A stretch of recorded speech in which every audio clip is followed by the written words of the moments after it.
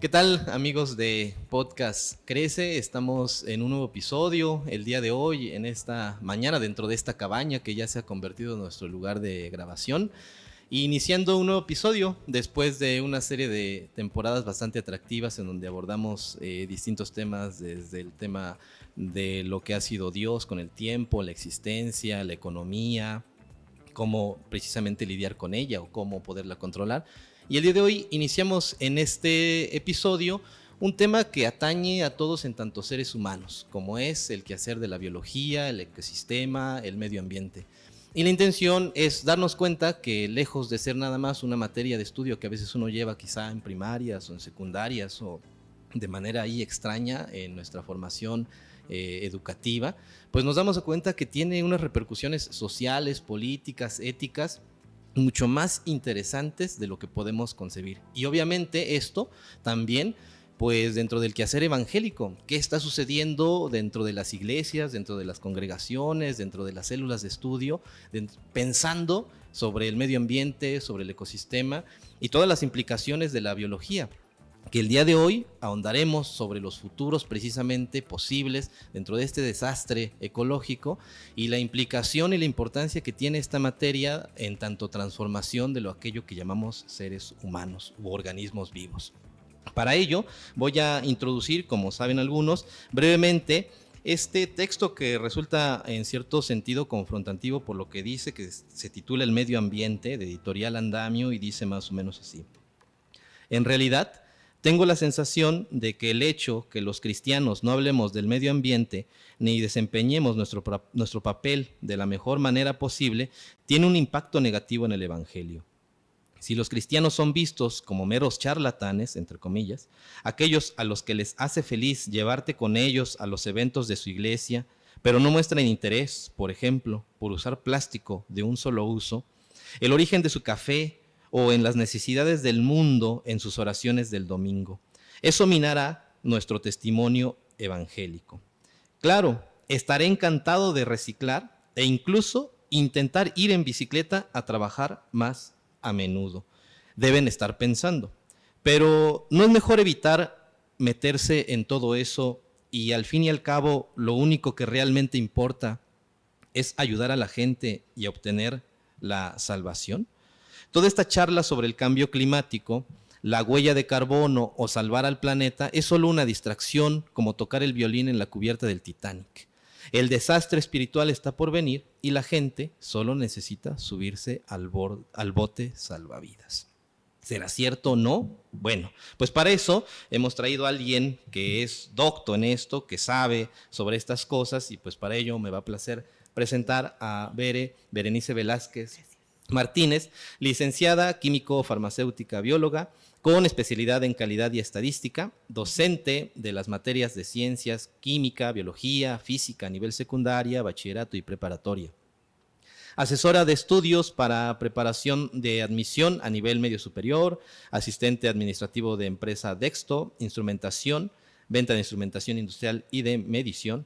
Y además también cuenta con estudios bíblicos y Biblia creativa también, como un medio de acercamiento a la palabra. Y en tanto esos pasatiempos, pues encontramos las técnicas de la pintura, la acuarela, el guauche y el acrílico. Bere, muchas gracias por estar aquí en este espacio de Podcast Crece. Gracias por la bienvenida, gracias por la presentación. Pues yo soy Berenice Velázquez, pues me dedico sobre todo al área docente, claro que también estoy en la parte administrativa de una empresa y súper contenta de platicar contigo de estos temas que son muy importantes y relevantes para nosotros los creyentes, inclusive, que deberíamos ya de pues tomarlos como nuestros, ¿no? Claro, y más que no estamos tan alejados, como intenté decir al inicio, que la biología está por todos lados, en tanto lo que es, que ahorita nos explicarás un poco más, y que me parece vino a acentuar un poco esto en esta pandemia que tuvimos en el siglo XXI, ¿no? O sea, la biología parece que tuvo un revival o mantuvo una preeminencia ya en este siglo XXI derivado de la pandemia. Claro, la verdad es que la pandemia vino a ponernos en jaque. La comunidad científica creo que tuvo que acelerar más los procesos para poder desarrollar una vacuna, diagnosticar rápidamente, pues teníamos todo el tiempo en contra. Y la verdad es que tenemos, yo creo que superhéroes en la comunidad científica que pudieron hacer lo que se hacía, por ejemplo, en 10 años en cuestión de semanas para poder pues salvar a la población mundial. Claro, y además todas las implicaciones que la biología tuvo que ir, ¿no?, por frente, precisamente en tanto el análisis de todos los organismos vivos, de ver estas posibles mutaciones. Sí, O sea, claro. vemos ahí parte de esto que la biología empieza a tener como presencia, ¿no?, en todos estos tiempos que llevamos. Sí, no, la biología realmente está presente desde que existe el ser humano mismo, ¿no? De cómo funcionan los organismos, cómo estamos por adentro, cómo son las células, qué tiene que ver la genética. La verdad es que el estudio de la biología, pues por lo menos debería ser lo más importante que tenemos en la educación básica. Ya si nos dedicamos o no a estas áreas de ciencias biológicas y químicas, bueno, ya sería otra cosa, pero por lo menos que tengas por cultura general lo más básico para conocer y dar tu punto de vista en algunos temas, ¿no? Como lo que vamos a platicar ahorita, que son como varios temas Claro. en uno solo. Y entrando en eso que acabas de mencionar, lo que decía Dave Gobbert, el autor de este texto pequeño que se llama El medio ambiente, ¿tú consideras que hay un alejamiento, hay un desinterés por parte del quehacer evangélico en tanto temas biológicos, medioambientales, ecológicos? Sí, mira, lamentablemente este tema no lo hacemos nuestro, no lo hacemos propio, no lo tenemos presente. Pocas personas se atreven a hablarlo, sobre todo como en esta parte en la cual como creyentes deberíamos de dar un testimonio de nuestro amor, sí, al prójimo, pero también el amor que podíamos profesar a la creación. Ya cuando te metes un poquito más, inclusive sin irnos como más lejos, leer Génesis nos da como una amplitud de cómo está nuestra creación y la responsabilidad que deberíamos de tener y abrazar precisamente todos estos, todo el entorno que tenemos y cuidarlo como debe de ser. Pero normalmente tenemos otros temas con los cuales pues no es por hacerlos pequeños, pero nos vamos a otros temas, ¿no? Como de autoestima, ayuda, quién soy, y me alegra que existen ahorita ya gente que esté hablando, que quiera hablar de qué es el medio ambiente, que quiera poner un versículo en la Biblia en cual sustente por qué tenemos que cuidar nuestro medio ambiente. Eso es como muy importante. Claro. En un artículo que me encontré en internet, que quiero leer también brevemente para elaborar la siguiente pregunta, dice, las ciencias biológicas atraviesan una época revolucionaria, que es ya un poco lo que has mencionado. Se realizan descubrimientos de grandes consecuencias que afectan al hombre en forma directa por su repercusión inmediata sobre su bienestar físico, su medio ambiente. Sabemos hoy muchas más cosas sobre una célula, sobre organismos completos, sobre genética, que esto también has abordado, vegetales y animales, sobre procesos y estructuras moleculares que van a regular la vida. ¿Tú consideras que en este avance que ha tenido la ciencia por indagar sobre aquello que pueda entenderse, quién sabe cómo que sea la vida, que también es un tema súper complejo? Sí, claro.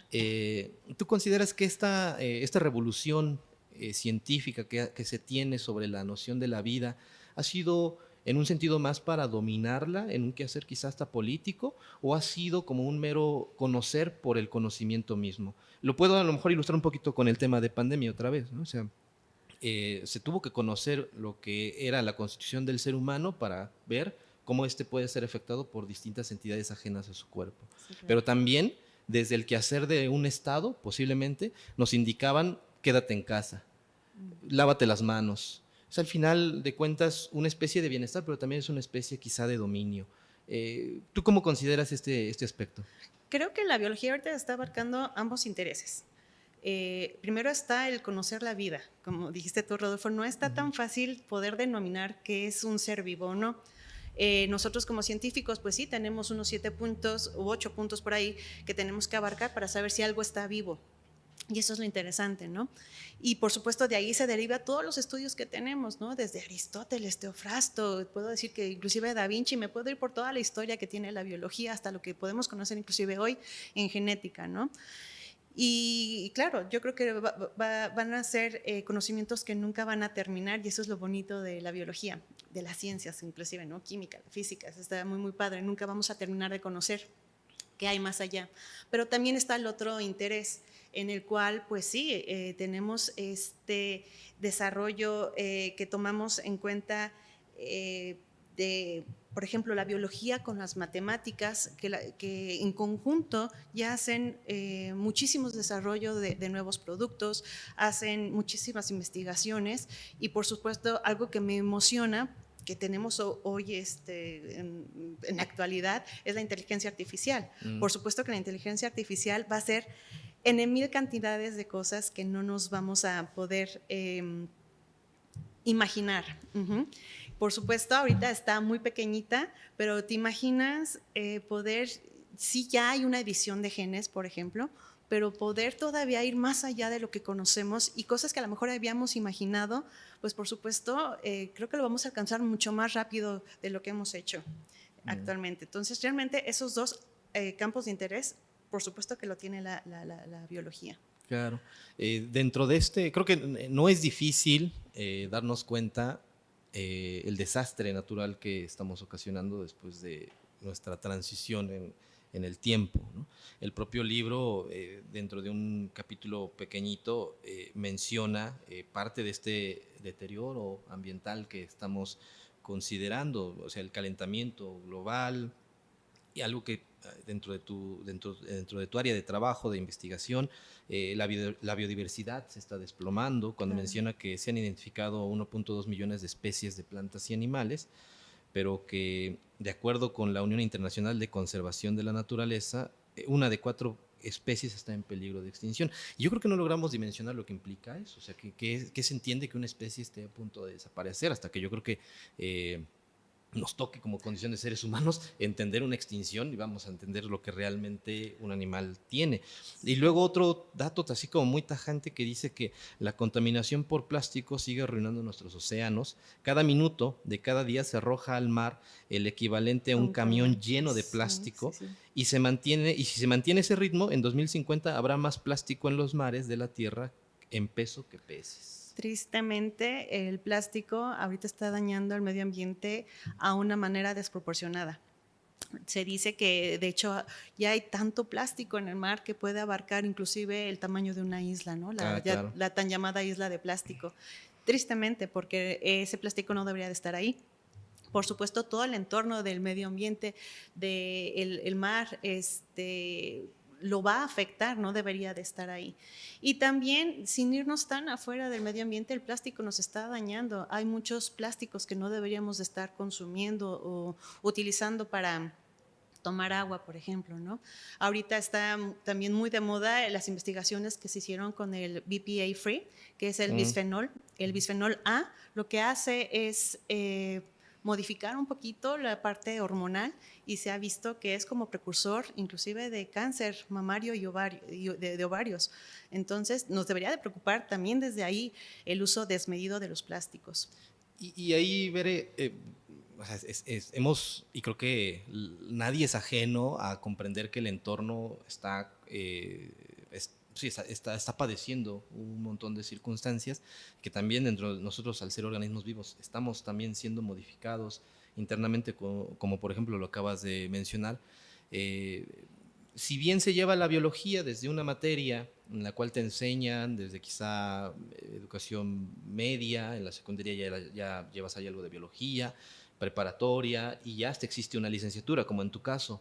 Si la mayor parte de la gente que tiene una educación y que comprende lo que es el cuidado de la vida, de un ecosistema, ¿qué sucede con su aplicación social? O sea, ¿hay algo que sucede que no se puede aplicar y ser consciente de esto?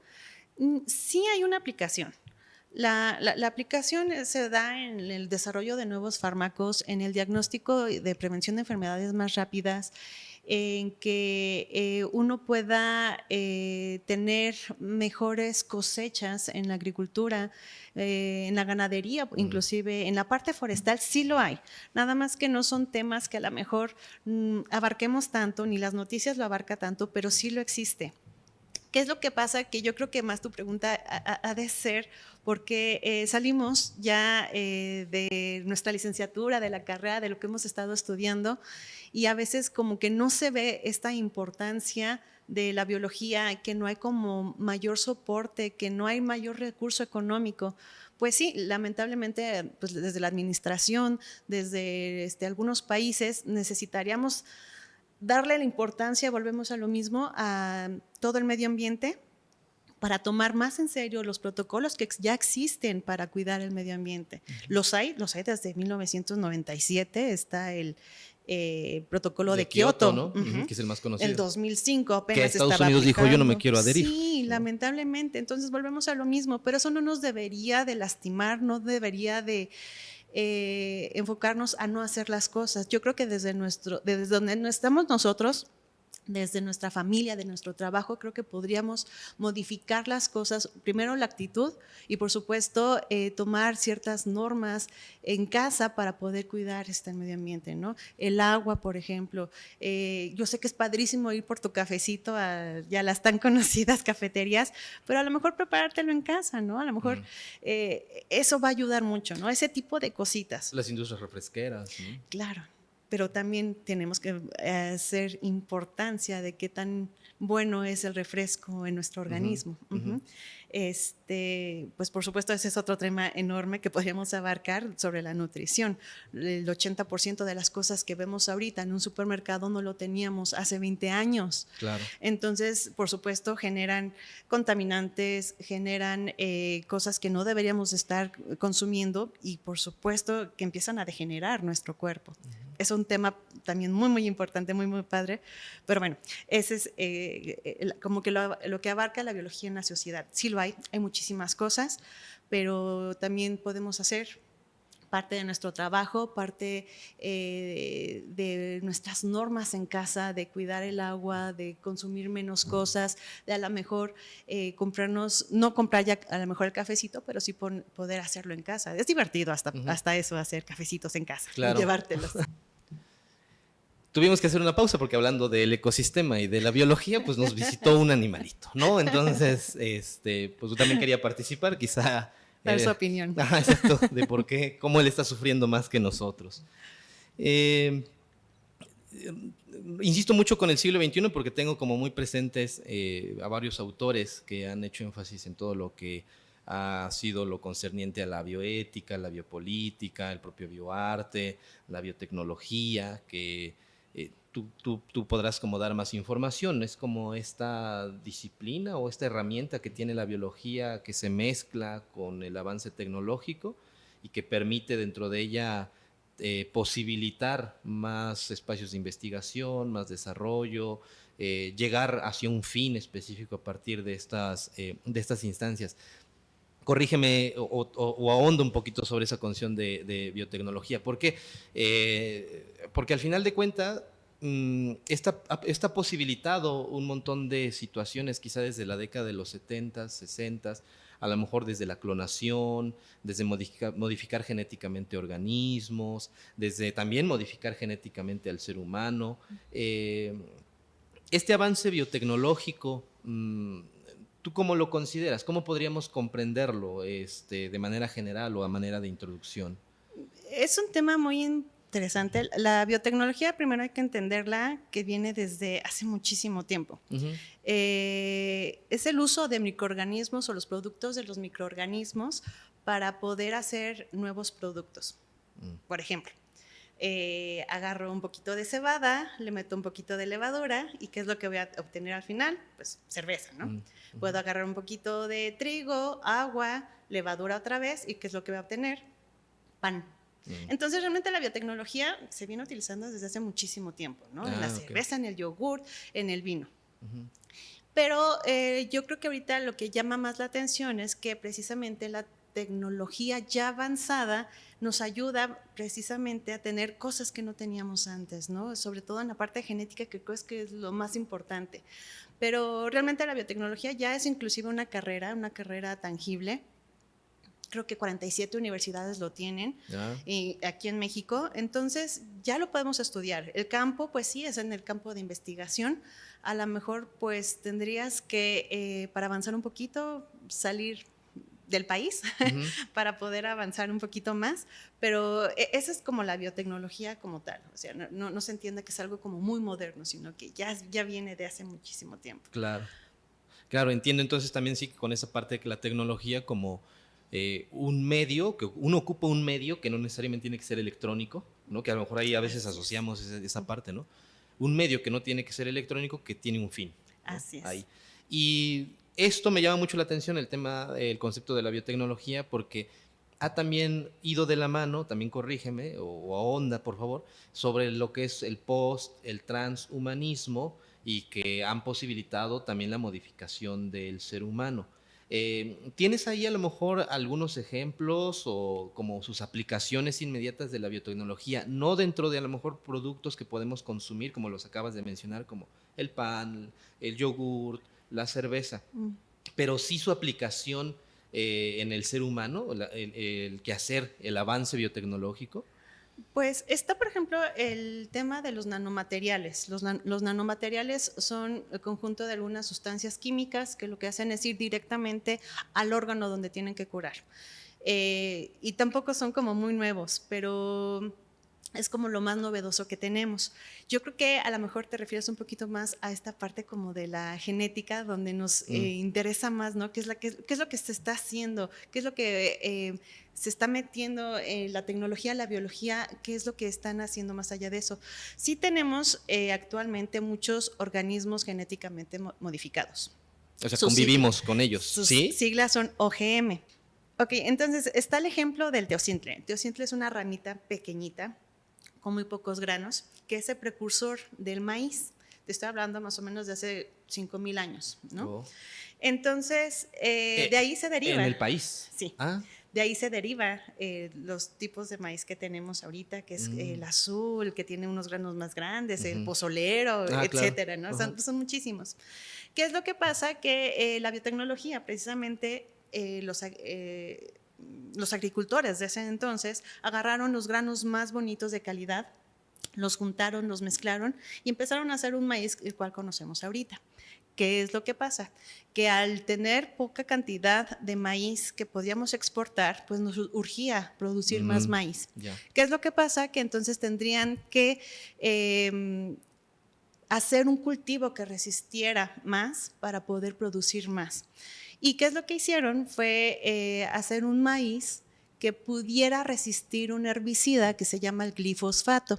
El glifosfato, lamentablemente, sí es un herbicida que ayuda a la agricultura, pero normalmente se encuentra en cristales pequeñitos en el maíz. ¿Qué es lo que pasa? Que el 90% de nuestra tortilla contiene un maíz genéticamente modificado. ¿Qué es lo que pasa? Que los científicos tienen dos opiniones: que realmente no pasa nada o que el glifosfato que conocemos es un cancerígeno, nos puede causar cáncer. Entonces está esa pelea de que sí, que si no, que está Greenpeace diciendo que nos podría pasar algo, pero no hay pruebas científicas suficientes para decir que nos va a generarnos a nosotros una modificación o nos va a hacer daño. Entonces, lamentablemente, y en la actualidad, seguimos consumiendo este maíz porque es un cultivo que puede resistir muchísimo más. Y sí estamos conviviendo y comiendo, por supuesto, organismos genéticamente modificados. Y no es para causar como alerta o que nos pueda sentir mal esto. Al contrario, lo que debemos es estar observando más o menos el tipo de cosas que estamos consumiendo para decir que sí, que no podríamos elegir. Pero tampoco es para asustarse, pero sí para informarse. Claro.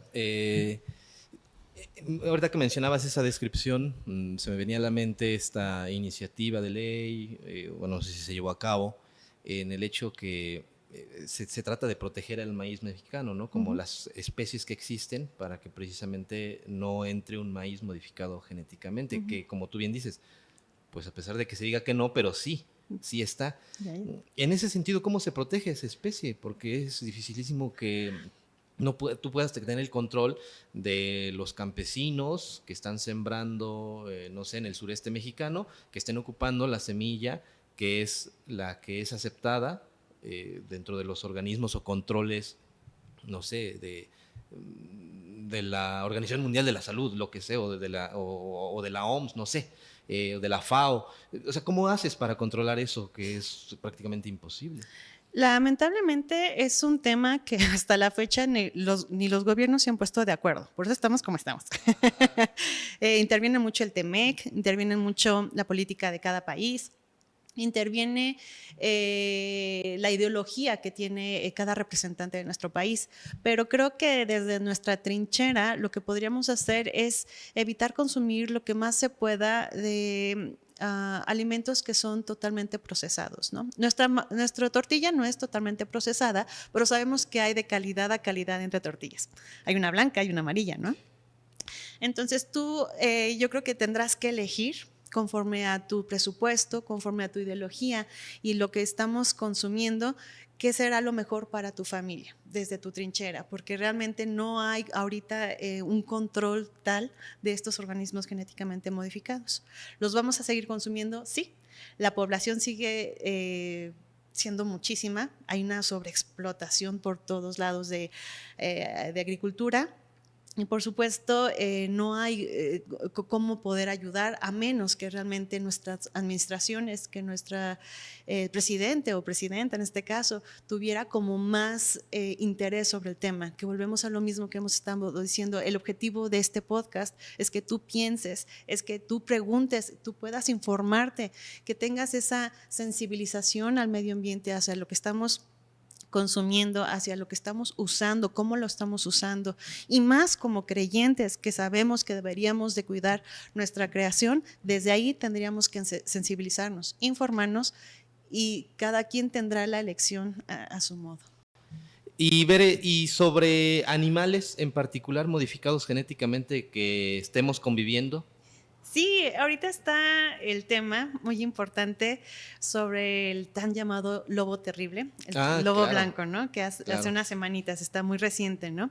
¿Qué es lo que pasa? Que una empresa privada, me parece que se llama Colosal, se dedica a la innovación tecnológica. Su objetivo era poder duplicar al mamut, pero realmente empezó con esta investigación del lobo.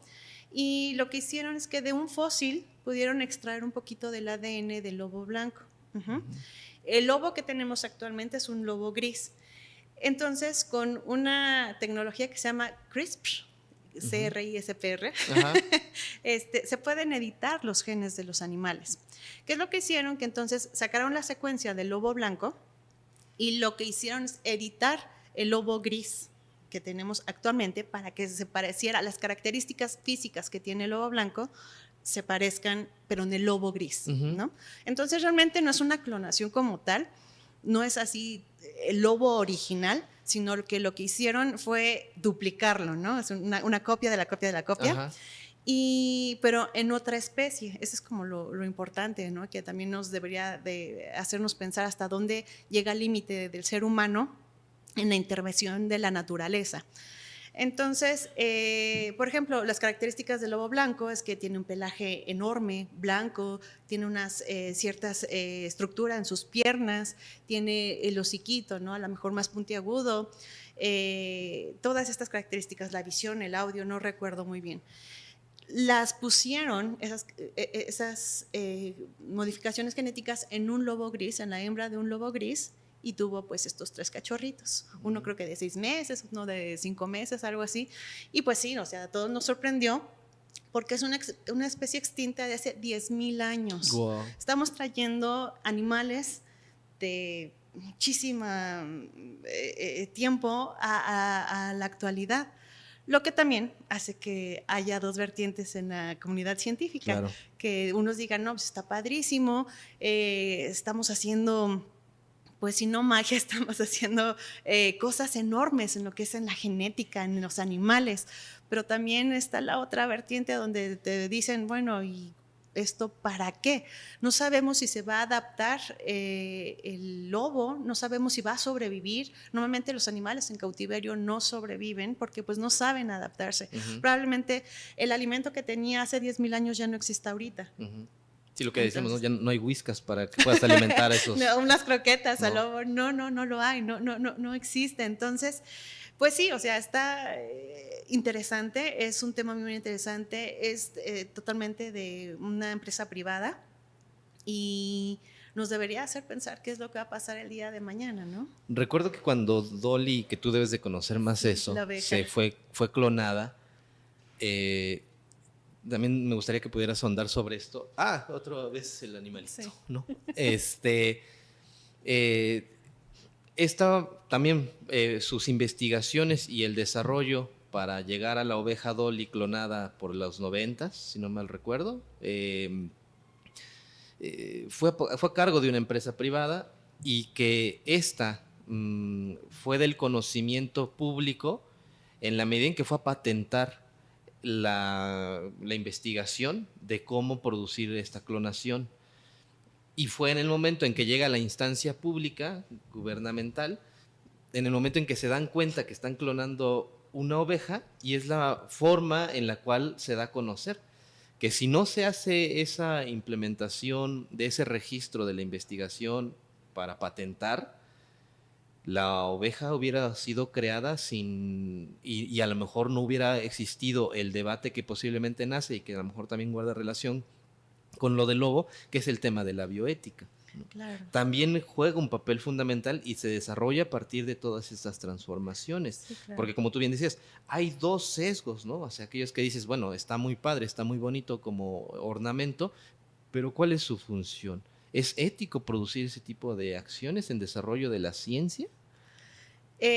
La bioética existe a raíz de todas estas métodos, investigaciones que probablemente el ser humano está metiendo más mano que debería de hacerlo, ¿no? Pero ¿qué es lo que pasa? Sí existen, hay organismos que están dando reglamentaciones hasta dónde puede llegar tu investigación, con qué objeto, en qué animales, si se puede hacer en personas o no. Pero cada país tiene su propia normativa. Entonces, si por ejemplo Colossal está, no recuerdo en qué país está en un país como que más abierto a la investigación, pues no va a tener tanto problema. El problema es que si lo quieren hacer en otro lugar donde sean un poquito más cerrados, pues sí, tendrían que frenar mucho las investigaciones. Pero lo visto y ahorita es lo que tenemos, lo tangible, es que sí se está haciendo mucho más allá de lo que estamos pensando. Qué tan conveniente sea, no lo sé. Probablemente esto pueda servir el día de mañana para que tengamos una investigación de poder clonar un órgano, a lo mejor de una persona que pierde un riñón, poder clonar su propio órgano sin estar haciendo lo que actualmente conocemos, esperando, ¿no? La lista de a lo mejor de algunos órganos, etcétera, o la córnea, por ejemplo, que sea tu propia córnea, ¿no? Que no tenga ese problema de adaptarse a tu cuerpo. Entonces, realmente sí lo hay, sí lo existe, pero también ahí viene la importancia de, como nosotros creyentes, que existan más personas científicas, ¿no? Que tengan este amor por la creación, este amor para no modificar con poca conciencia, ¿no? Lo que se está haciendo con la creación, sin lastimar a los demás, sin lastimar a las personas. Es como la urgencia que debería tener, y por eso este tipo de temas son muy importantes, que inclusive lo platiquemos en casa desde nuestros hijos. No sabemos el día de mañana si vamos a tener un médico, ¿no? Que sea muy importante y que sepa que tiene que referirse lo más ético posible, ¿no? Con cariño, con amor, que sepa que hay algo más importante en este mundo, ¿no? Y no sabemos si el día de mañana tengamos investigadores de genética, están, por ejemplo, los biólogos moleculares, los genetistas, los médicos en reproducción humana. Todas esas personas deberían de tener precisamente esa conciencia, esa sensibilidad de tratar al ser vivo como lo deberíamos de hacer, como lo debería hacer un creyente, ¿no? O sea, con nuestro testimonio. Claro. En esto que perfilas, Bere, en el sentido también de quizás hacia el futuro, en el deberíamos, ¿no? Debería ser esto así porque no se está llevando a cabo. ¿El futuro cómo se vislumbra con la biología, con la modificación genética, los avances que has bien descrito al inicio? Se producen dentro de la naturaleza híbridos, ¿no? Mutantes, ¿no? Sí, que a veces están más allegados quizá a la ciencia ficción, a las películas, pero que no están quizá tan ajenos a nuestra realidad. O sea, dentro de la propia naturaleza, y también tú podrás dar un testimonio, por ejemplo, hay hibridaciones de especies, ¿no? que no pueden reproducirse, pero sí llegan especies a reproducirse. Sí, claro. De dos especies distintas producen un tercero raro, pero ese tercero raro ya no se reproduce, ya no, bueno, tú ahí sabes más sobre esto, obviamente. El futuro, ¿cómo lo percibes? ¿Podremos sí estar de repente socialmente ya acostumbrados en este desarrollo biológico, biotecnológico, bioético, de repente a convivir con hibridaciones, con mutantes, que los podamos ver en zoológicos, que los podamos llamar mascotas, que podamos llamarlos amigos dentro de esta transformación de un organismo vivo a partir de lo que nos permite la biología? Déjame responderte de la manera más aburrida, porque yo sé que cuando doy este tema en educación básica, pues todos esperan ver un mutante como en los cómics, ¿no? Claro, una tortuga que nos ninja, ¿no? salgan rayos de los ojos, Ándale, sí. ser invisibles. No, lamentablemente no creo que podamos convivir con una mutación tan extrema, tan extraña, simplemente porque no es ajena con la vida. Pero en cuanto a la convivencia de ya organismos genéticamente modificados, pues ya lo platicamos, por ejemplo, está nuestra tortilla, pero también tenemos frutas, tenemos verduras, tenemos cosas que estamos consumiendo que son genéticamente modificados. Aquí el chiste es que tengamos precisamente el suficiente alimento para toda la población. Y llegar a tener pues un animal que hable o cosas así que son bien chistosas, que son muy cómicas, que son totalmente del imaginario, no creo que lleguemos a eso, o no sé si nos vaya a tocar a nosotros. Lo que sí sé es que yo estoy muy feliz y expectante de lo que vaya a ser la inteligencia artificial. Ya lo platicamos un poquito. Yo creo que van a hacer cosas maravillosas. Yo creo que va a reducir el tiempo de investigaciones. Espero yo el día de mañana que también se pueda reducir el costo de los nuevos fármacos, de los nuevos medicamentos, ¿no? Porque existen enfermedades que son muy caras, ¿no? Que son de por vida, la hipertensión, la diabetes, y la persona no tiene el suficiente presupuesto para poder mantenerse equilibrado, pues fallece, ¿no? Lamentablemente. Entonces yo esperaría ver precisamente en la genética este tipo de ayuda, a lo mejor enfermedades que tenemos como congénitas, que de papá a mamá se pueden heredar, transmitir, pararlas, ¿no? Y tener a un bebé lo más sano posible. Eso yo creo que es lo que podemos esperar, y a eso deberíamos de apuntar, y eso deberíamos también de impulsar, desarrollar y hacerlo como más sensible en la comunidad científica. Claro. Pero si no creo que tengamos animalitos de colores y fluorescentes y que brillen. No creo que lleguemos a Lástimamente nos quedamos entonces con los imaginarios nada más de la literatura, de las Así películas. de los cómics. Pero acabas de vaticinar también, ¿no? O sea, algo que nos va a dar pie para un episodio posterior, que va a ser la inteligencia artificial. Esto que bien dices, ¿no? O sea, el reducir tiempos de investigación para precisamente poderlos aplicar quizá de una manera más inmediata. Y todo el imaginario que también se desenvuelve, como tú bien dices, desde un embrión, ¿no? Desde quizá dotarlo de que a lo mejor no tenga tantas enfermedades, de que padezca menos, de que sufra menos, si ya tiene genéticamente familia que va a padecer enfermedades crónicas, ¿no? Entonces, quitarle eso es darle calidad de vida, bienestar.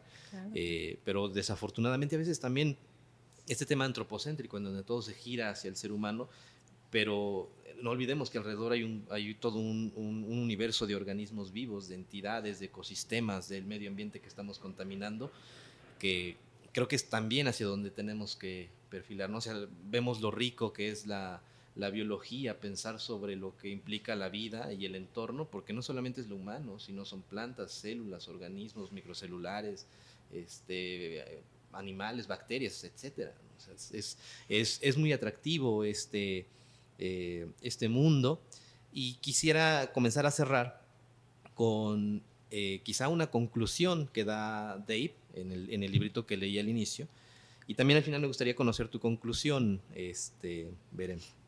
Dice, la premisa quedó abierta en el sentido en que pareciera que para el cristiano lo único que importa es la evangelización y el medio ambiente no. Nos has compartido tu punto de vista, pero el autor dice, ¿por qué era tan grande el arca? Y así comienza. Si es cierto que lo único que importa es la evangelización, la implicación que Dios se preocupa de realmente salvar a los seres humanos, entonces, ¿por qué Dios le dijo a Noé que hiciera el arca tan grande? ¿Por qué no bastó con un botecito de 8 asientos? ¿Por qué esforzarse tanto en hacer sitio para los pandas rojos, los elefantes indios y los koalas? ¿Por qué este llamativo que el momento tan clave, temprano, en este momento de la historia de la salvación en el Nuevo Testamento, Dios hizo preocuparse por algo más que no fueran los seres humanos? Dios verdaderamente tiene un corazón para su mundo en donde incluye a los animales. Bellísimo. Y creo que esto da como pauta para también considerar que si bien somos el centro quizá de la creación, pues se puede considerar que puede ser como el ser humano dentro de este antropocentrismo lo más perfecto, pero también nos ha demostrado que tampoco lo es el cierto todo. ¿Qué nos puedes compartir para concluir después de esta breve conversación, Bere? Hubo un ejemplo de un pastor que me decía, imagínate que te presto mi carro, ¿cómo lo vas a tratar? Pues voy a tratar de no chocarlo, a lo mejor lo voy a limpiar, le voy a poner gasolina, ¿no? Lo mismo con la creación. La creación, aquí lo acaba de decir, es tan importante para nosotros porque es un regalo que tenemos, ¿no? Nos la prestaron, sí, pero también necesitamos ser sensibles. Necesitamos ser sensibles en cuanto al testimonio que estamos dando del amor. Si yo estoy yendo a la iglesia y después, 5 minutos después, veo un perro en la calle, a lo mejor lo maltrato, ¿qué tipo de testimonio estamos dando? Entonces, realmente el amor sí es para mi prójimo, pero también el amor que deberíamos de proyectar es para todo el medio ambiente, ¿no? Un gato, un perro de la calle, no contaminar, tratar de hacerlo en casa lo mejor que pueda hacer, enseñar en casa todos estos lineamientos para que yo pudiera conservar lo más que se pueda nuestra creación. Pues al fin y al cabo ya somos muchos, hay cosas que no podemos nosotros controlar, pero sí podemos ayudar desde nuestra casa. Uh-huh. Bueno, eso es bueno siempre, el tema de la casa, el tema de ser conscientes, a pesar de que somos muchos, pero que nos ayuda demasiado. Es un tema que agrada, que yo creo que, como bien también dijiste, que debe de estar en la conciencia de todos los que habitamos en este espacio, y que pues no nos queda de otra que seguir revisando este tipo de textos que aparecen, el seguirnos familiarizando con estos temas. Y te quiero agradecer también, Bere, por permitirnos parte de tu conocimiento, por Gracias. Explicarnos muchos temas que todavía quedan ahí ambiguos, y que ojalá no sea la última vez que te encuentres por aquí. Muchas gracias. No, al contrario, yo encantada de la vida, me encanta mucho explicar estos temas. Creo que la biología para mí y la química ha sido, pues, viene creo que del corazón.